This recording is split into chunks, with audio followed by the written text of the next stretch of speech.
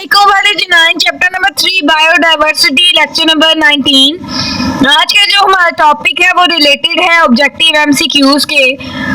इस टॉपिक में हमने एमसीक्यूज के बारे में पढ़ना है।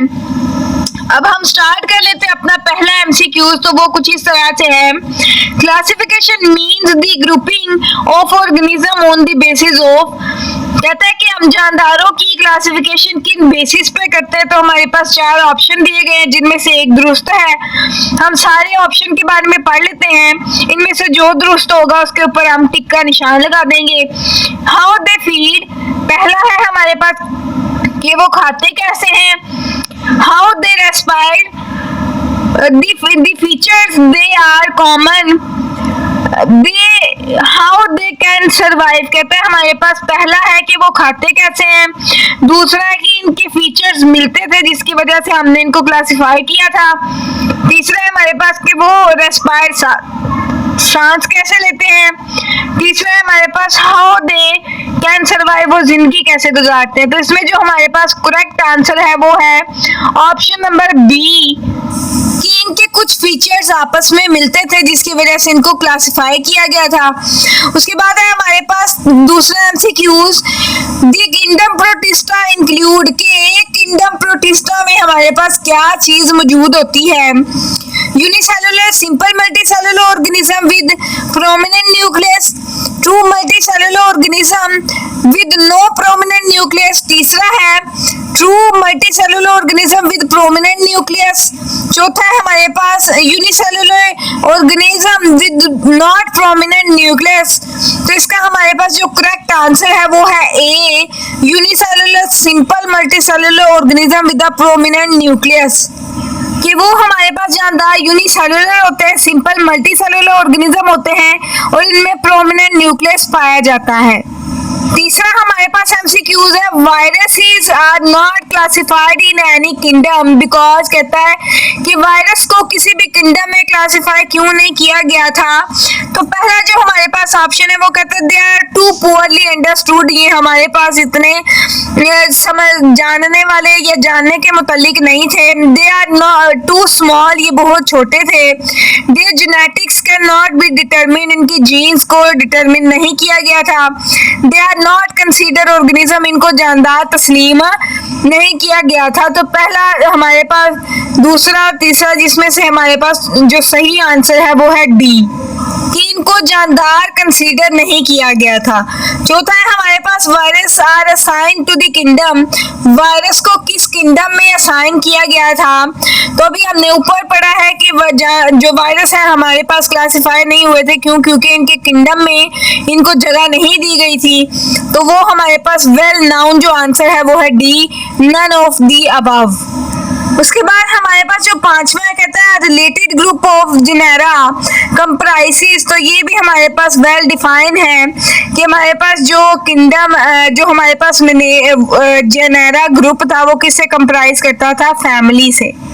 तो इसका करेक्ट आंसर है हमारे पास फैमिली। उसके बाद 6 वाला है, in which kingdom would you classify unicellular और यूकैरियोटिक जानदार, कि ऐसा कौन सा किंगडम है जिसमें आप क्लासिफाई करते हैं यूनिसेलुलर यूकैरियोट्स।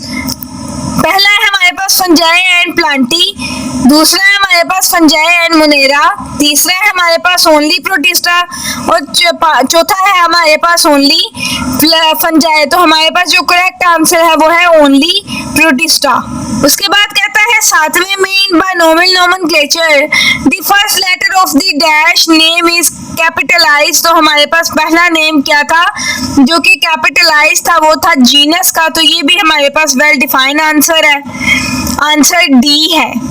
उसके बाद अगला है हमारे पास which one of the following sequence show the correct hierarchy of the classification going from the smaller to the bigger group. हमारे पास वो कौन सा सीक्वेंस है जो कि हमारे पास करेक्ट सीक्वेंस है क्लासिफिकेशन का। पहला है हमारे पास kingdom, phylum, order, class, family, genus, species, ये नहीं हो सकता। फिर हमारे पास है स्मॉलर से, क्योंकि हमने बिगर की तरफ जाना है। तो क्या है kingdom, kingdom, phylum, class, order, family, genus, species, ये भी नहीं है। सी वाला है हमारे पास जीनस, स्पीशी, किंगडम, फाइलम, ये भी हमारे पास नहीं है। उसके बाद डी वाला है species, genus, family, order, class, phylum, kingdom. तो अगर हम इसे देखें तो kingdom, phylum, class, order, family, genus और स्पीशी है।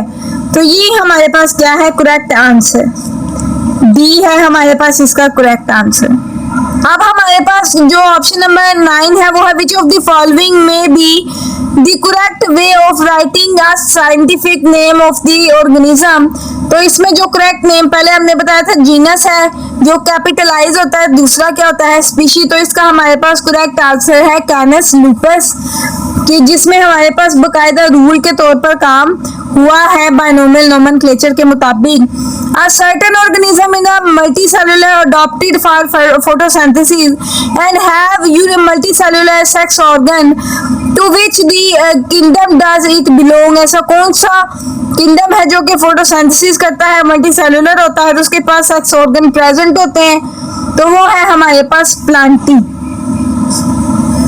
उसके बाद है हमारे पास species that are in the same dash are more closely related than, कि हमारे पास स्पीशी जो है वो एक डैश में क्लोजली रिलेटेड है। वो कौन सा रिलेटेड है कहता है हमारे पास, इसका जो हमारे पास करेक्ट आंसर है वो है फैमिली और ऑर्डर, की ये फैमिली और ऑर्डर से, फैमिली ज्यादा ऑर्डर से रिलेटेड होती है। उसके बाद है which when the last member of a particular species die the species is said to be, के हमारे पास जिसका आखिरी मेंबर भी मर जाता है उस स्पीशी को हम क्या कहते हैं? उस स्पीशी को हम कहते हैं एक्सटेंट स्पीशी। इसकी डेफिनेशन भी हमने पढ़ी थी। आगे क्या है, in which season houbara bustard migrate to Pakistan and settle here. तो ऐसा कौन सा सीजन है जिसमें हुबारा बस्टर्ड हिजरत कर जाता है पाकिस्तान से और कहाँ पर जाके रहता है? तो वो सीजन है हमारे पास विंटर। विंटर में ये क्या करता है, हिजरत से दूसरे मुल्क में जहाँ पर ये रह लेता है। अब हमारे पास ये था लेक्चर नंबर 19 जिसमें हमने मुतल्लिक एक्सरसाइज के मुतल्लिक एमसी